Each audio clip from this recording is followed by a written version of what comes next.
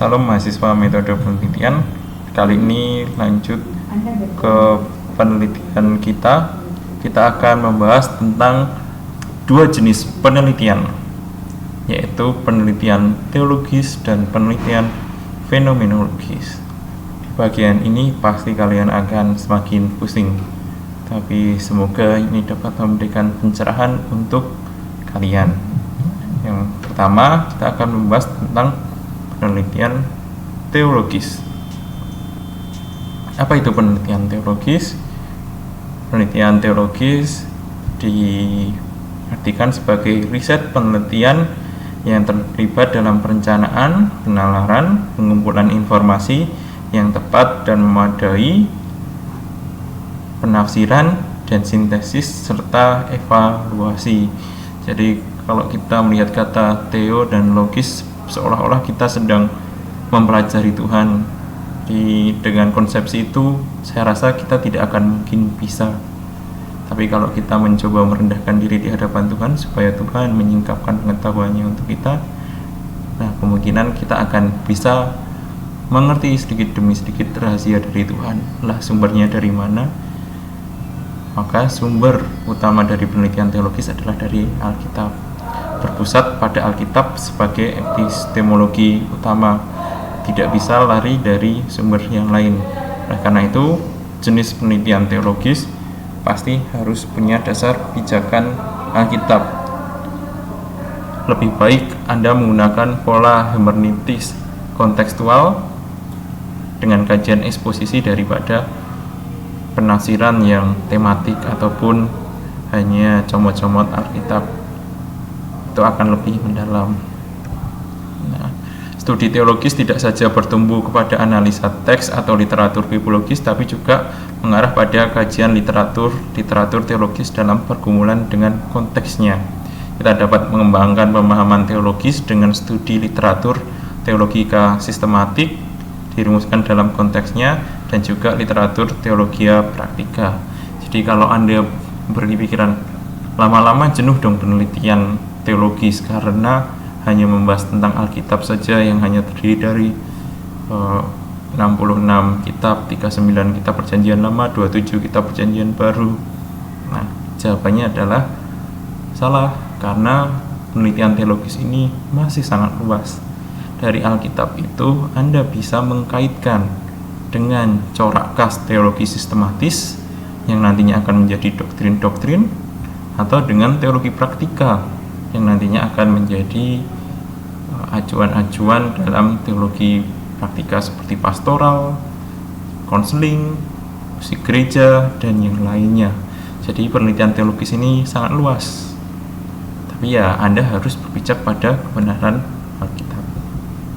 Nah, penelitian teologis tidak lepas dari keterampilan seorang penulis dalam menganalisa masalah yang terjadi dalam konteks sosial, budaya, politik, ekonomi, dan jenisnya. Jadi konteks penelitian Anda akan semakin luas. Anda bisa mengaitkan ini penelitian teologis dengan kebudayaan, bisa dengan politik bagi teman-teman kepemimpinan Kristen, bisa dengan manajemen ekonomi juga untuk kepemimpinan Kristen, konteks sosial teman-teman dari misiologi dan juga teologi, bahkan hasil kerajinan seni musik dari teman-teman musik gereja. Kemudian jenis-jenis penelitian teologis ini hanya untuk penambahan pengertian kalian saja. Yang pertama adalah tekstual bibliologis, yaitu Anda akan benar-benar mendalami Alkitab, menafsirkan Alkitab tersebut, mengangkat temanya dan mencari amanat teksnya.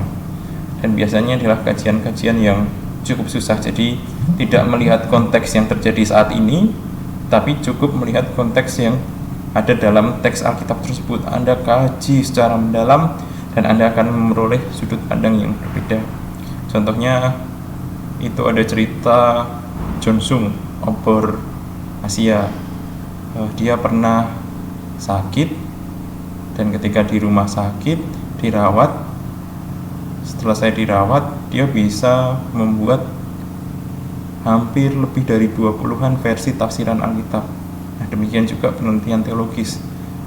hasil tafsiran kalian yang sesuai dengan konteksnya, sesuai dengan penafsir-penafsir lainnya, yang mungkin kalian menemukan amanat teks yang baru dalam teks Alkitab tersebut, itu adalah hasil kajian dari penelitian teologis. Kajian ini cukup susah dan kemungkinan kejenuhannya sudah cukup banyak. Kedua adalah tipe tekstual bibliografis. Hampir sama dengan tipe bibliologi, tapi ini arah-arahnya adalah dari teks Alkitab akan membentuk suatu dogma atau sistematik teologi yang nanti kita akan mengaitkan atau menghubungkan contoh dengan pandangan soteriologi. Soteriologi menurut kitab Korintus, soteriologi menurut kitab Yohanes, dan seterusnya. Dan ini juga bisa diperkuat dengan kajian-kajian historis. Jadi kalau Anda mau kuat di sini, ya Anda harus kuat dengan teologi sistematika, dan banyak itu macamnya teologi sistematika. Bisa dari teologi proper Allah, makna Allah menurut kitab Kejadian, makna Allah menurut kitab Keluaran. Kalau itu diurutkan bisa sudah 66 penelitian, dan seterusnya, soteriologi, pneumatologi, dan yang lainnya. Ketiga, tipe biografis, bibliografis. Nah, ribet kan? Bagian ini akan memberikan jenis penelitian tentang pemikiran tokoh-tokoh yang berkaitan dengan hasil tafsiran Alkitab. Jadi kita memposisikan diri sebagai misalnya Karl Barth, kita memposisikan diri sebagai Luther, Zwingli, Calvin dalam menafsir Alkitab dan merelevansikan pada masa kini. Jadi akan banyak kuat kajian tokohnya, cara pandang pemikirannya, dan hasil tafsirannya yang nantinya kita ambil untuk penelitian saat ini. Jadi satu tokoh saja cukup. Misalnya pandangan Calvert dalam teologi, dalam soteriologi menurut kitab Efesus. Pandangan Luther menurut dalam soteriologi menurut kitab Roma, seperti itu. Kemudian 4, tipe tekstual. Nah, bagian ini yang sangat bisa dikembangkan dengan beragam. Jadi, apa yang dihasilkan dari Alkitab, Anda coba kontekstualkan pada masa kini. Contohnya manajemen Alkitabiah, Anda bisa ambil untuk jurusan Kepri. Misalnya peribadatan musik yang Alkitabiah untuk teman-teman jurusan musik gereja. Misi dari kitab Kejadian, teman-teman dari jurusan misi bisa mengambilnya. Dan untuk teologi semuanya bisa diambil. Anda mau mengkaitkan pada konseling, pada pastoral, mau teman-teman dari prodi pastoral konseling pun juga bisa lewat pastoralnya, bisa apologetikanya, bisa penginjilan, bisa teologis dalam konteks sosial, dan lainnya. Jadi tipe yang nomor 4 ini tipe teologi untuk pengembangan teologi praktika. Semakin dalam Anda mengeksegesa, menafsirkan Alkitab, dan kemudian merelevansikan pada masa kini untuk menyelesaikan masalah, maka akan menjadi suatu penelitian yang bagus. Dan ini pun juga bisa nanti disandingkan dengan penelitian lain. Jadi bisa penelitian fenomenologis, teologis, penelitian teologis, etnografi, penelitian teologi, studi kasus, dan lain sebagainya. Jadi sebenarnya penelitian teologis ini sangat menantang sekali. Anda bisa baca banyak bukunya lewat buku yang covernya berwarna hitam yang ditulis oleh Pak Stefri Lumintang. Dan intinya semuanya harus didasari dari kebenaran Alkitab. Semakin Anda menemukan kebenaran Alkitab, maka Anda akan menemukan hal baru yang bisa dikontekstualisasikan atau direlevansikan pada masa kini. Ini adalah penelitian teologis. Semoga tidak pusing. Dan kita berlanjut untuk ke penelitian fenomenologi. Jadi jika ada bahan untuk diskusi, kita diskusikan melalui grup WhatsApp grup. Penelitian fenomenologis. Apa bedanya dengan penelitian teologis? Jika penelitian teologis tadi bersumber dari Alkitab, maka penelitian fenomenologis ini bersumber dari manusia yang menjadi subjek. Bagaimana pengalaman manusia itu yang dijadikan kajian utama dalam penelitian. Jadi penelitian mengenai pengalaman manusia yang subjektif. Padahal penelitian itu harus objektif. Bagaimana agar syarat penelitian harus tetap objektif? Maka penelitian fenomenologis ini disebut juga dengan penelitian intersubjektif, yaitu menghubungkan antara realita yang dialami oleh subjek satu dengan subjek lainnya sampai Anda mendapatkan data yang jenuh. Dan disitulah keterkaitan satu dengan lainnya. Jadi sumber utamanya adalah pengalaman seseorang dalam mengindra sesuatu atau melakukan sesuatu. Itu disebut dengan penelitian fenomenologis. Jika teologis itu Alkitab, fenomenologis itu sumbernya dari manusia itu sendiri mengenai seluruh pengalamannya. Contoh judul penelitian fenomenologis yang juga bisa dikontekskan dengan penelitian teologis nih. Contoh pengalaman hidup seorang preman kampung Kristen. Interpretasi Kristen, pengalaman hidup seorang preman kampung Kristen. Pengalaman hidup seorang mahasiswi PPGT yang gemar memakai tank top. Interpretasi pengalaman hidup seorang mahasiswa PPGT yang gemar memakai tank top. Nah, ada pengalaman yang dideskripsikan, ada yang pengalaman ditafsirkan atau diinterpretasi. Mungkin judul-judul yang lain pun juga pengalaman hidup seorang mahasiswa teologi yang gemar TikTok atau yang lainnya. Maka jenis-jenis penelitian fenomenologis ini mungkin dikatakan orang aneh, tapi sebenarnya akan mengungkap sisi lain dari perubahan-perubahan pengalaman yang dialami oleh manusia. Dan ini sangat penting dan bermanfaat bagi jalannya penelitian, kegunaan bagi kehidupan manusia. Kita kan tidak bisa menyalahkan itu. Misalnya ada seorang mahasiswa teologi yang gemar TikTokan, tapi kalau kita tidak melakukan penelitian, kita mungkin hanya langsung menghakimi saja. Apa pertimbangan psikologinya, apa pertimbangan rekan sepermainannya, dan yang lainnya. Jika Anda meneliti dengan seksama, maka akan mendapatkan suatu fakta yang yaitu menjadi alasan pengalaman seseorang bermain TikTok misalnya. Prinsip penelitian yang berasal dari pengalaman atau interpretasi pengalaman hidup manusia. Dan dilihat dari prinsip ini, maka agar penelitian fenomenologis itu layak untuk diteruskan menjadi judul, maka harus mempertimbangkan 1. Keunikannya, 2. Keanehannya. Semakin aneh, semakin unik, berarti belum diangkat oleh orang lain yang ada di bumi ini.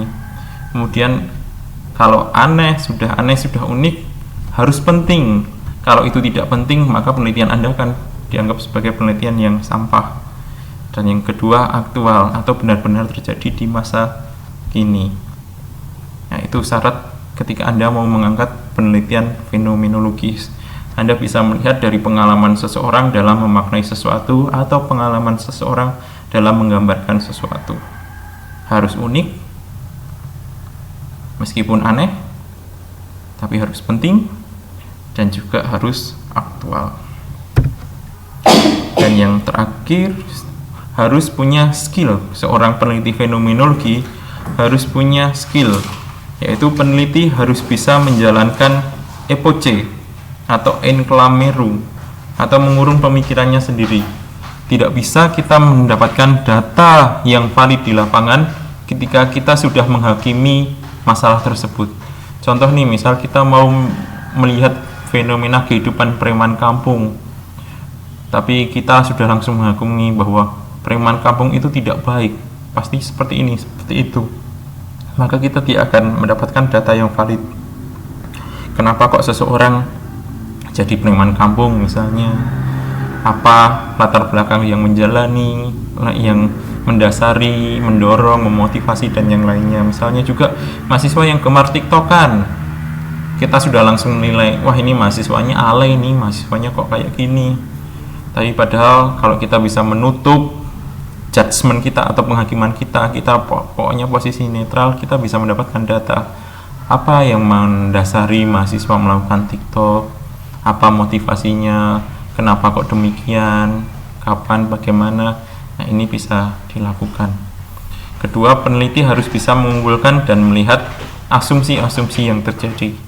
Jadi karena berdasarkan pengalaman seseorang, maka penelitian ini subjektif, tapi harus bisa menghubungkan benang merah antar subjek tersebut dari satu orang ke yang lainnya.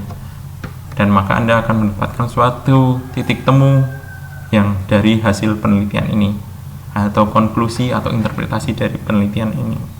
Kemudian yang terakhir adalah peneliti harus punya kemampuan mendengar, tidak boleh menghakimi, dan harus punya kemampuan banyak untuk mendengar sebelum nantinya baru menuliskan dan menginterpretasikannya.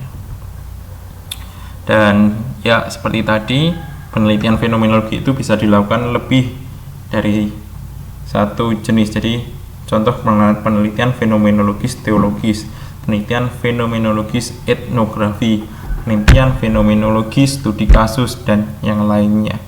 Jadi contoh-contoh ini yang akan bisa kalian pilih untuk jenis penelitian kalian.